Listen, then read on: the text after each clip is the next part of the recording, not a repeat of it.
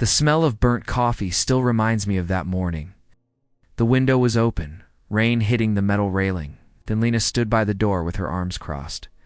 "Ethan," she said, her voice sharp, "we can't keep living like this." I didn't look up from my mug. "Like what?" "Like this," she snapped, pointing around our apartment. "Look at this place. The walls are cracked, the fridge barely works, and you're still talking about some dream job that doesn't exist." I swallowed the lump in my throat. "I lost my job 3 days ago, Lena. I'm trying to figure things out. Trying." She laughed, that cold, hollow sound that used to melt me. "You've been trying for years, Ethan. You talk about plans, but where are the results?" I set the mug down. "You knew what you married into. Said love mattered more than money. That was before I realized love doesn't pay rent." Her words hit me like a punch. I stared at her face, the same face I used to kiss goodnight, the same lips now curling with disgust. "Do you even hear yourself?" I asked quietly. "Yes," she said, reaching for her purse, "and I'm done pretending I don't." "You're leaving?" She didn't answer right away. She walked to the window, looking down at the street where rain made the world blur. "Marcus offered me a place to stay," she said finally. The name froze me. "Marcus? My best friend Marcus?" "He's not your friend anymore," she said, eyes flat. "He's someone who believes in me. Someone who actually has ambition." I felt my chest tighten. "You're leaving me for him?" She shrugged. "Don't make it sound so dramatic. It's not about you. It's about me wanting more from life." "More than me?" "More than this," she said, motioning around the apartment again. "I can't breathe here, Ethan. Every time I wake up, I see failure." I stood up, my chair scraping the floor. "You called this home? I called it temporary." The words echoed. The silence after was worse. "You could have told me," I said.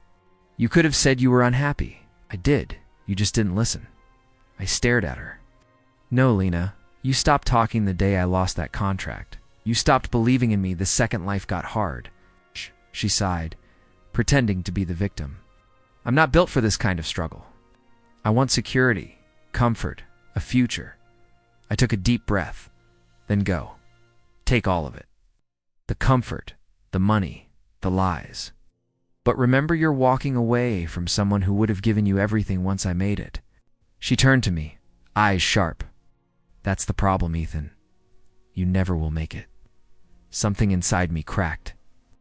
Not loudly, just enough for me to feel it spreading through my chest like ice. She opened the door. "Marcus is waiting downstairs," she said softly, as if that made it better. I forced a bitter smile. "Of course he is. Tell him I said thanks for stabbing me before I could turn around." "Don't make this harder," she whispered. "Harder." I laughed once, the sound ugly in my own ears. "You just took everything that mattered and tossed it out like trash. What's left to make harder?" She hesitated. "You'll be fine, Ethan. You're strong." "No," I said, shaking my head. "I was strong because of you. Now I'm just empty." She looked away. "Goodbye." Door closed with a soft click, but it felt like a gunshot. I don't remember how long I stood there. Maybe minutes, maybe hours. The rain got heavier, the apartment colder. I picked up her coffee cup from the table. It still had her lipstick mark on it, and threw it into the sink. It shattered, echoing the mess in my head. Marcus's name lit up on my phone. I let it ring until it stopped. Then another message came in. "Sorry, man. It just happened." I laughed bitterly. Yeah, sure it did. I wanted to scream, to break something else, to run after her. But I didn't. Instead, I sat back down, staring at the spot where she used to stand. The floor creaked, the fridge hummed, and the world felt too quiet. I thought about our wedding day, the way she smiled when I promised I'd give her the world. She said she didn't need the world, just me. I guess she changed her mind. The rain outside turned into thunder. I looked at the small photo frame on the shelf, our honeymoon in cheap sunglasses, laughing over melting ice cream. Took it down and whispered, "You really couldn't wait." Huh. The face looking back at me in the glass didn't seem like mine anymore. My eyes looked older, heavier. I felt like a stranger sitting in someone else's failure. Then I whispered something I didn't fully understand yet. One day, you'll remember this moment, Lena, and you'll regret every word. I didn't say it with anger, just certainty. Quiet, deep certainty. I walked to the window. The streetlight below flickered, and there she was, getting into Marcus's car, umbrella in hand. He leaned over to open the door for her. She smiled. That smile used to belong to me. The car drove away. I watched until the taillights vanished into the rain. Then I closed the curtains, wiped my eyes, and whispered to the empty room, "This moment, this is where it all begins." The words hung in the air like a promise. And in that silence, I made one to never let anyone make me feel that small again. The apartment was quieter than usual that night. The kind of quiet that makes your thoughts too loud. I sat on the couch with a box of old photos, flipping through faces that didn't feel real anymore, Dad. I whispered to the picture of him in his workshop, "You always said patience builds kings. Guess your son became a pauper instead." Could almost hear his voice, that calm tone he used when I messed up. A man isn't poor when he fails, Ethan. He's poor when he gives up. I rubbed my temples and muttered that I must have been rich once. The door creaked from the wind. It sounded like Lena's footsteps leaving all over again. I closed my eyes, trying to block it out. Why did I let her define my worth? I said to the empty room. Why did I think love meant losing myself? The fridge buzzed in the corner, mocking me with its dying hum. I grabbed another photo, Lena, laughing in a red dress. "I worked double shifts for that dress," I said softly. "Skipped meals to afford it. You said it made you feel special. Guess it didn't last long." I could still hear her voice from years ago. "You don't have to buy me anything, Ethan. I just want you." What a lie. I laughed bitterly. "I gave you everything, and you wanted more." My phone buzzed an old message from her, months before the breakup. "I love you. We'll get through this." I deleted it without reading further. Then another voice filled my mind, my father again. "Ow." From when I was 20 and about to quit my first job, "The world doesn't care how tired you are. Keep moving, son. The moment you stop, you let others write your story." "Maybe it's time I write my own," I said aloud. The decision hit me hard but clear. I couldn't stay here, not with these walls breathing her name. I got up, pulled a suitcase from the closet, and started packing, clothes, a few books. My laptop, the rest could burn. As I packed, I caught myself whispering, "You're not running. Ethan, you're rebuilding." Still part of me argued back. "Rebuilding from what? From nothing?" "Exactly," I muttered. "Nothing means I've got nothing left to lose." I sat on the floor, knees against my chest, remembering a night years ago when Dad and I stood outside our old house. I had just broken my first car trying to fix it. "You always rush," he'd said, handing me a wrench. "You want everything fast? Success, love, respect, but nothing good comes easy." "I don't want easy," I'd told him. "I just don't want to feel like I'm not enough," he smiled sadly. "Then start by believing you are." That line came back like lightning. I whispered it again, slower this time. "Start by believing you are." My throat tightened. I'd spent years believing in Lena instead of myself. I'd built my dreams around her approval, her comfort, her pride. Now I had to build for me. I opened the window and let the cold air hit my face. The city lights looked like a million chances waiting for someone brave enough to grab one. "All right," I said to the night. "You took everything, Lena. The home, the love, even my pride. But you don't get the rest of my life." The phone buzzed again, Marcus this time. I didn't even open it. I threw it into the sink and watched the screen crack. "Good riddance," I muttered. I looked around the room one last time. The couch where she cried after our first fight. The kitchen counter where we burned pancakes. The bed that now looked too big for one person. "Goodbye," I said quietly. When I closed the door behind me, I felt something strange relief. Not peace, but release. The air outside was cold, biting at my skin, but it made me feel alive. I walked to the bus stop with nothing but my bag and a head full of promises. "Dad," I whispered, looking up at the dark sky. "You were right. Failing didn't break me. Loving the wrong person did. Small laugh slipped out. But that's over now. The bus arrived, headlights cutting through the fog. I climbed aboard, sat by the window, and watched the city drift away. Every streetlight I passed felt like another memory fading out. I'm done being the man I used to be, I said under my breath. The driver looked at me in the mirror. You say something, kid? Yeah, I said, half smiling. Just saying goodbye to the past. He nodded, started the engine, and the city disappeared behind me. The room smelled like instant noodles and damp socks. I sat on my thin mattress, counting the last of my cash, 2 crumpled bills and some coins. $58, I muttered. That's what my life's worth now. From the bunk above, someone groaned. Keep it down, man. Some of us work early. Yeah, I said. Some of us never stop. I pulled on my delivery jacket, the logo half faded, and stepped out into the cold. My bike chain squeaked as I pedaled through empty streets. Every red light felt longer, every customer's face colder. By midnight, my hands were shaking. I'd been riding for 10 hours straight. At the last stop, a quiet woman in a cafe apron handed me a paper cup. You looked half dead, she said. I feel worse, I said. Coffee.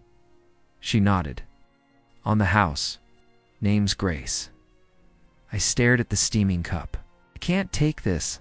You can, she said. You're trembling. Sit down for a minute. I hesitated, but sat. The cafe was empty except for the hum of a refrigerator. You do deliveries every night? Every night, every day too. Sometimes. Depends on the rent. That's brutal, I shrugged. Beats starving. She watched me quietly, then said, You look like someone chasing something. I laughed weakly. Maybe I'm just running from something. Like what? Failure? Regret? Take your pick. Grace smiled faintly. You don't strike me as someone who gives up. Doesn't mean I'm winning, I said. I used to have plans, you know. Big ones. Now I just try to keep my bike from breaking down. What kind of plans? Building something that mattered. I used to work in tech. I thought I'd make apps to help small shops. Then I lost everything. She tilted her head. So why not start again? I stared at her. Start again? You think I haven't tried?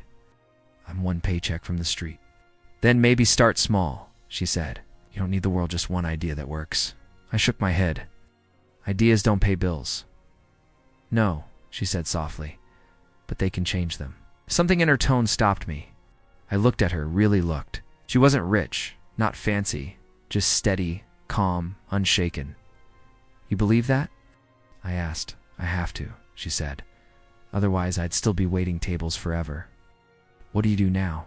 Still waiting tables, she said with a grin. But I'm saving. I want to open my own cafe one day. Sounds impossible. So did walking 10 miles a night for this job, she said. But here you are. I laughed for the first time in weeks. You make it sound simple. It's not, she said, handing me another cup. It's just possible.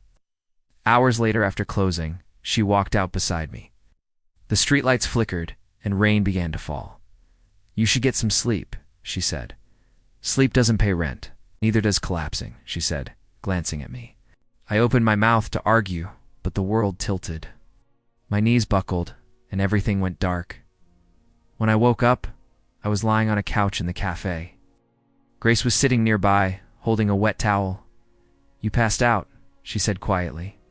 I groaned. Guess I finally took your advice about resting? She smiled. You scared me? You were burning up? I'm fine, I lied. No, you're not, but you will be. Her words hit me harder than I expected. You really think so? I know so, she said. You've got something in you. You just forgot where you put it. I sat up slowly. Maybe I could try again. Build something. I still have my old laptop. Then build, she said simply. Start tonight. I nodded, half smiling. You really don't know when to stop encouraging people, do you? No, she said. Someone once did that for me. I'm just returning the favor. Outside, the rain eased. I stared at the city lights and whispered, All right, one last try. Grace handed me a notebook. Every big thing starts small. And right there, with a blank page and a borrowed pen, I started writing the first line of what would become my future. 200 downloads, I whispered, staring at the dashboard. No crashes, no refunds. Grace leaned over my shoulder. That's not just good, it's great. I rubbed my eyes. It's small. It's a start, she said. Every big fire begins with one spark, remember? I smiled faintly. You really like saying that? Because it's true, she said. Now are you going to celebrate or keep glaring at your screen like it owes you money? I'll celebrate when the rent isn't late, I said. She chuckled. You're impossible. Practical, I corrected. We sat in the tiny office. We'd rented a repurposed storage unit with 2 desks and 1 flickering light. The hum of my laptop filled the silence. I still can't believe people are using it, I said. An app for small business invoices. Not exactly world-changing. Grace grinned. Tell that to the baker who just emailed us. She said your app saved her hours. Our app, I said, glancing at her. You've been coding half the nights with me. She shrugged. Maybe, but you're the heart of it. I laughed softly, the exhausted, caffeine-addicted heart. The phone buzzed. I almost ignored it until I saw the caller ID. Unknown business inquiry. Grace, I said slowly. I think we just got our first investor call. Her eyes widened. Answer it. I hesitated, then picked up. This is Ethan. A confident voice replied, Mr. Raymond. I'm Samuel Klein from Bright Edge Ventures. We've been following your app's growth. Are you available to discuss potential funding? For a second, I forgot how to breathe. Yes, absolutely. Great, he said. Let's set up a meeting this week. I'll send the details. When the call ended, I just stared at my phone. Grace grabbed my arm. You're smiling? Like someone just told you they found gold in your backyard. I laughed, shaking my head. I think I might have. She squeezed my hand. You earned this. That night, after she left, I sat in the dark office, scrolling through social media. Out of habit, I searched Lena's name. There she was, perfect smile. Designer clothes, a glittering penthouse behind her. Every post screamed success. Then I noticed the comments. Isn't Marcus's company under investigation? Didn't they freeze his accounts? Where's Lena been hiding? My chest tightened, not from pity, but something colder. The next post showed her smiling too hard, a glass of champagne shaking in her hand. The caption read, Everything's fine. Always will be. I almost laughed. Grace's voice echoed in my head. You don't strike me as someone who gives up. I didn't, I murmured. I just stopped chasing the wrong thing. The next morning, Grace burst in, waving her phone. You won't believe this. Our app's trending on small business forums. I blinked. What? Apparently that bakery shared our link. Now freelancers, shop owners, everyone's talking about it. I stood stunned. You're serious? Serious enough that the download count just hit 3,000? My stomach flipped. 3,000? She nodded. You might want to get used to that number going up. For the first time in years, I felt something like pride. Not fragile, not desperate, but steady. Grace, I said, we're not done yet. We can scale this. Build analytics tools, inventory tracking. She laughed. You're already thinking 3 steps ahead. I've been thinking 3 steps behind my whole life, I said. Not anymore. She smiled. I like this version of you. I grinned. So do I. Days blurred into nights as the app grew. Investors called. Emails flooded in. Code that once felt like a lifeline became a weapon sharp, precise, unstoppable. One evening, as we finalized a presentation for Bright Edge, Grace looked at me thoughtfully. You haven't mentioned her in a while. I didn't have to ask who. There's nothing left to say. Still hurts, she asked softly. I paused. It used to. Now it just reminds me who I don't want to be. She nodded. Then that's progress. I smiled faintly. She traded love for luxury. I traded pain for purpose. Good trade, she said. The meeting with Bright Edge went smoother than I expected. They offered funding, office space, and mentorship. When I signed the contract, I thought of my father's words. Patience and self-worth, son. They'll save you when pride can't. I was right. As I walked out of the glass building, phone. Buzzing with new opportunities, I opened social media one last time. Lena's latest post showed her smiling beside Marcus X. His hand wasn't on hers. He looked away, distant, cold. The caption read, Sometimes people change, I whispered to the screen. So did I. Then I closed the app, tucked my phone away, and looked toward the skyline. The city lights didn't feel like reminders of what I'd lost anymore. It felt like sparks, millions of them waiting to ignite. "Welcome back to the city, Mr. Raymond." The valet's voice barely registered as I stepped out of the black Bentley. The reflection in the glass doors showed a man I barely recognized, tailored suit, calm eyes, no trace of the man who once begged his wife to stay. Grace smiled beside me. "Nervous?" I adjusted my cufflinks. "Not really. Just curious how it feels to walk into the same ballroom I used to deliver coffee to." She grinned. "Poetic, isn't it?" The conference hall shimmered with chandeliers and murmurs. Investors, CEOs, journalists all here for the tech partnership announcement. My company's logo glowed on the screen behind the stage. "Mr. Raymond, over here?" A reporter called. I waved politely, answering questions about growth, innovation, and future goals. My voice was steady, practiced. But beneath it, I felt the quiet thunder of memory. The applause faded as I turned toward the crowd and froze. Lena, she stood near the back, clutching a half-empty champagne glass, eyes locked on me. Her once perfect posture sagged, her smile flickered like a dying light. Next to her was Marcus. His suit hung loose, his tie crooked. I'd seen his face on the news last month. Bankrupt, lawsuits, embezzlement, rumors. Grace leaned close. "You okay?" I nodded slowly.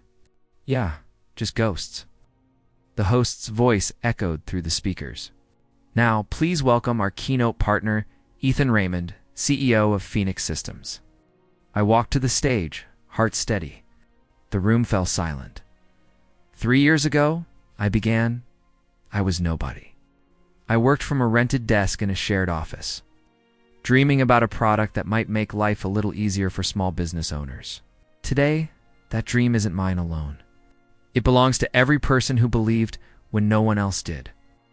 My eyes drifted across the crowd past Grace's proud smile, past flashing cameras until they landed on Lena. She didn't blink.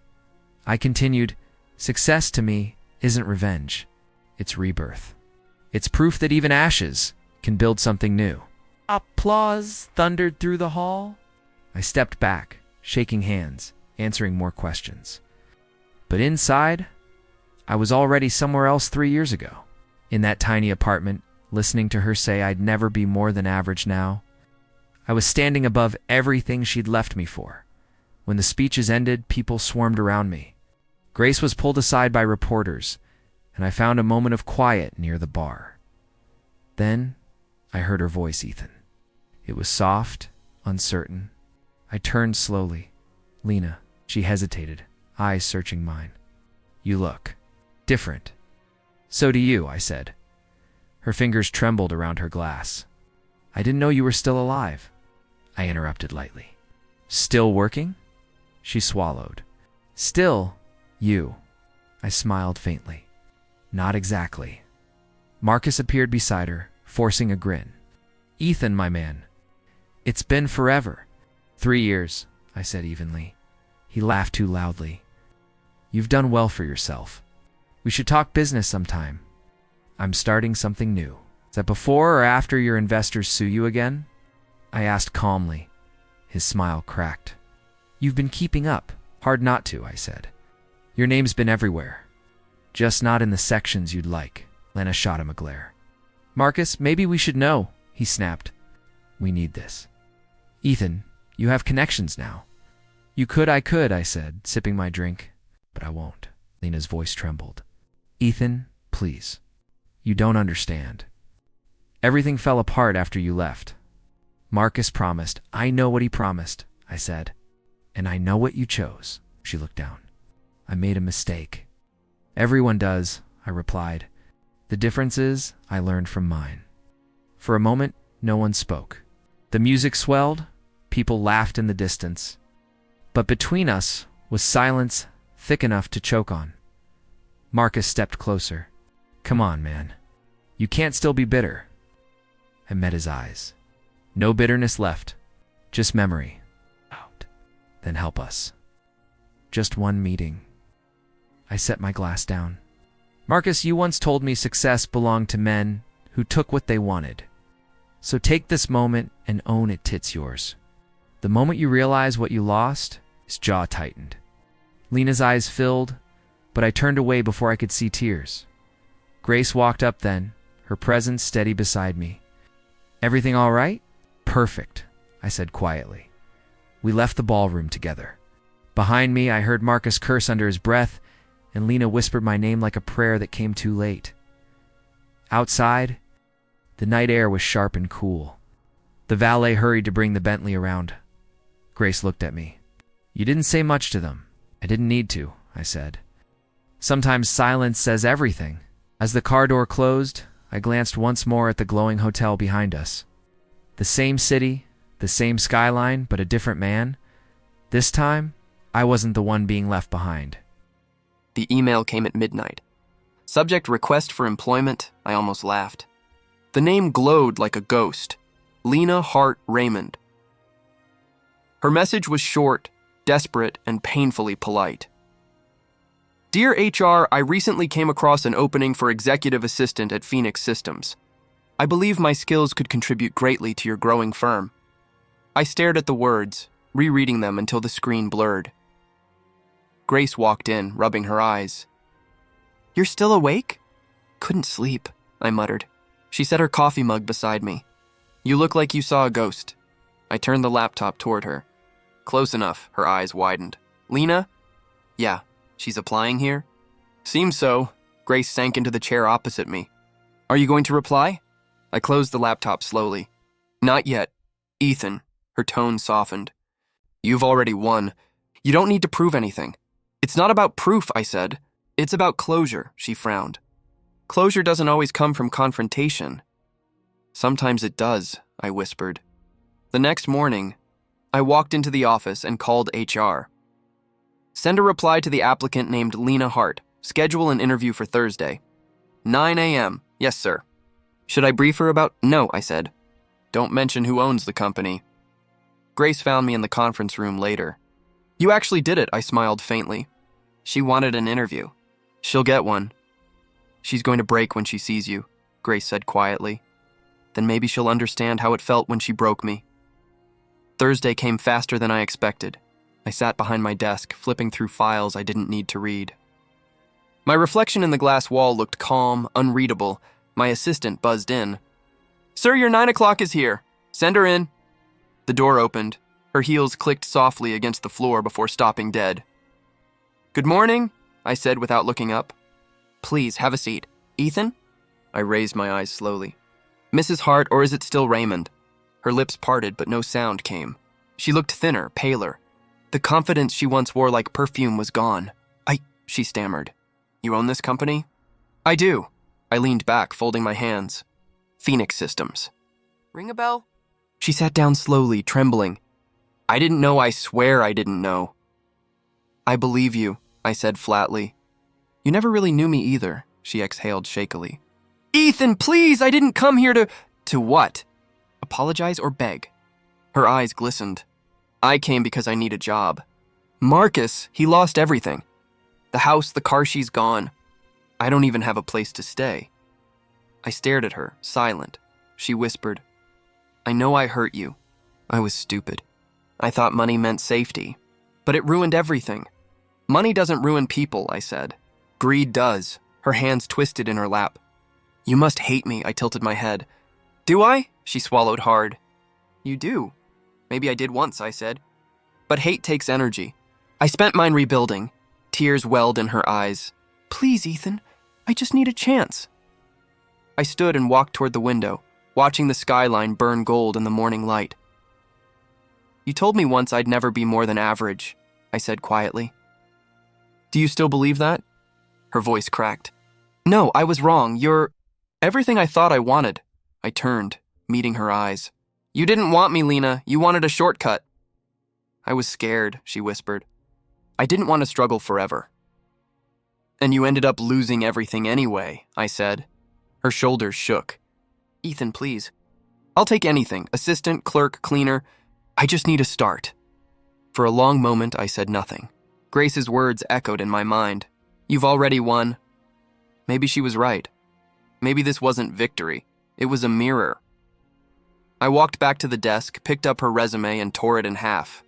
Her gasp filled the silence. You don't need a job here, I said. You need to face what you built. I can't fix that for you. Then this is your revenge? She asked bitterly. I looked at her, calm and steady. No, this is mercy. She stood slowly, eyes red. You really have changed. I had to, I said. You made sure of it. She hesitated at the door. Goodbye, Ethan. Goodbye, Lena. The door clicked shut.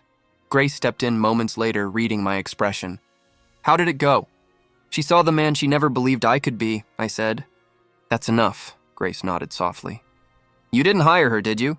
No, I said, staring at the torn papers. But I think I finally let her go.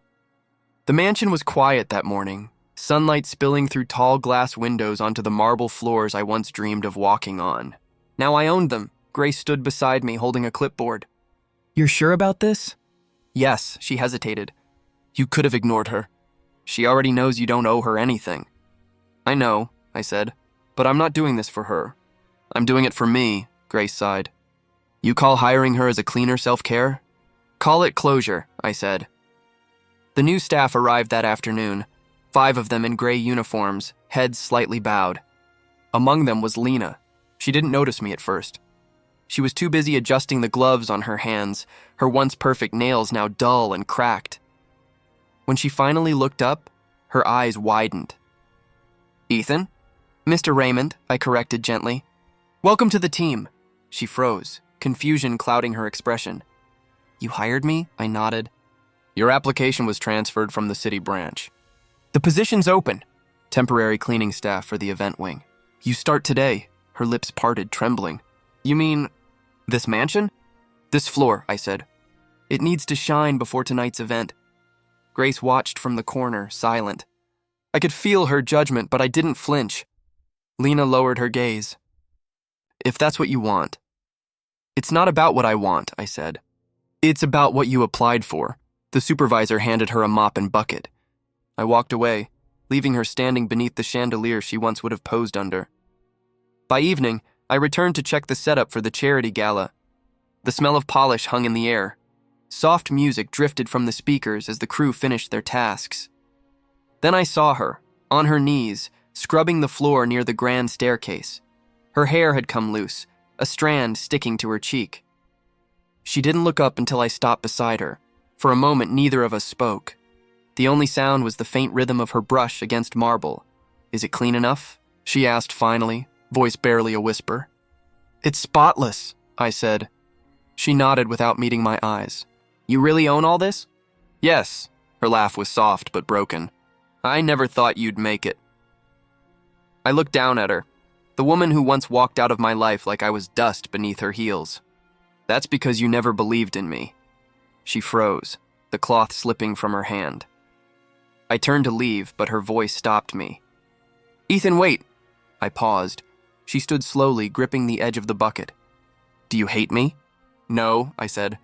I did once, but hate fades. It's heavy. I learned to let it go, her eyes glistened. I deserve this, don't I?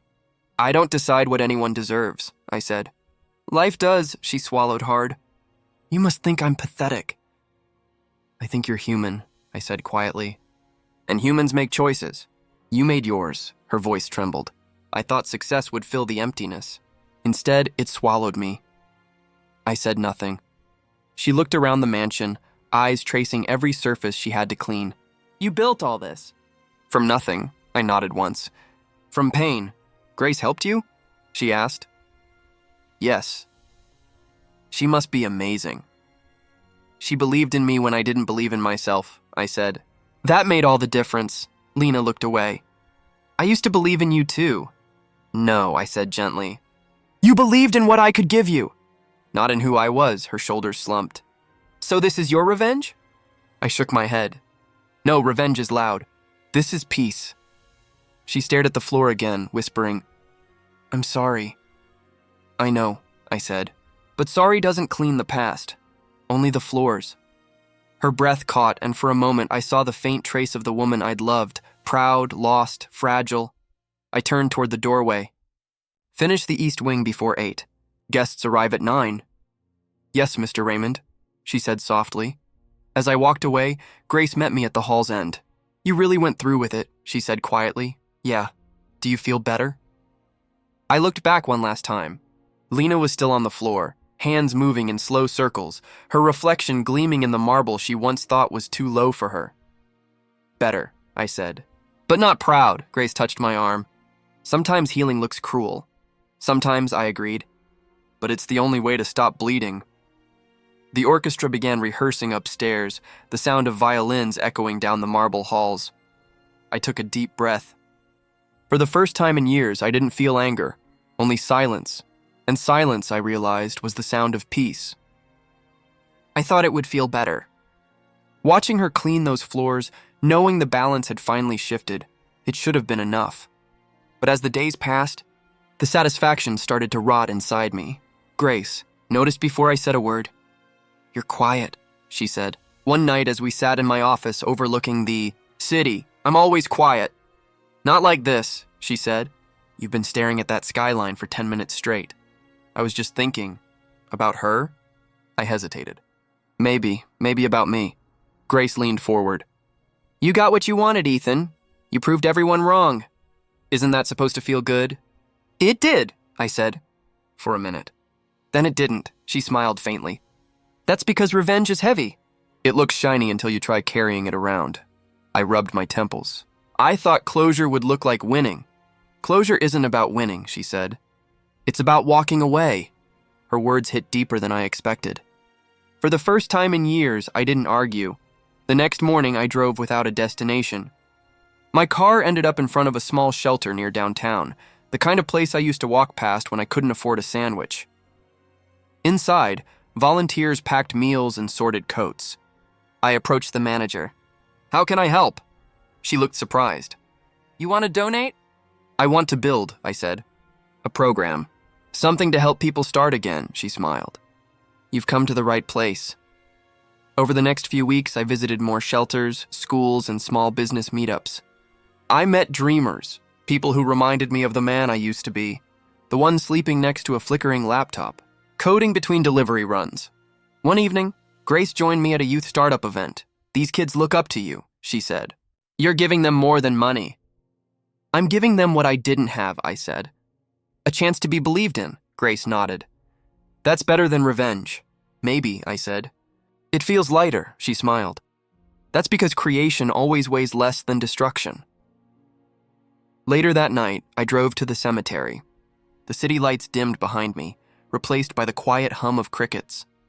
My father's grave stood under an old oak tree, the same one we used to sit beneath when I was a kid. I knelt, brushing the dust from his name. Hey, Dad! The wind was cold, carrying the faint scent of rain. I made it, I whispered. Took longer than I thought, but I did it. The silence felt like he was listening. I lost myself for a while, I said. I thought hurting back would heal me, but all it did was remind me how much I'd already lost. I closed my eyes. You used to tell me success without kindness was just another kind of failure. I think I finally understand that. A single drop of rain hit the stone, then another. I didn't move. I'm not angry anymore, I said. Not at her. Not at the past. Not even at myself. The words felt strange, like setting down a weight I didn't realize I'd been carrying for years. I stood, looking out over the rows of graves. Thank you for teaching me to fight, and thank you for teaching me when to stop. The rain came harder, soaking my jacket, but I didn't care. For the first time, it didn't feel cold. As I walked back to the car, I saw my reflection in the window, older, calmer, maybe even proud. Grace called as I started the engine. Where are you? At peace, I said. She laughed softly. That's not a place, Ethan.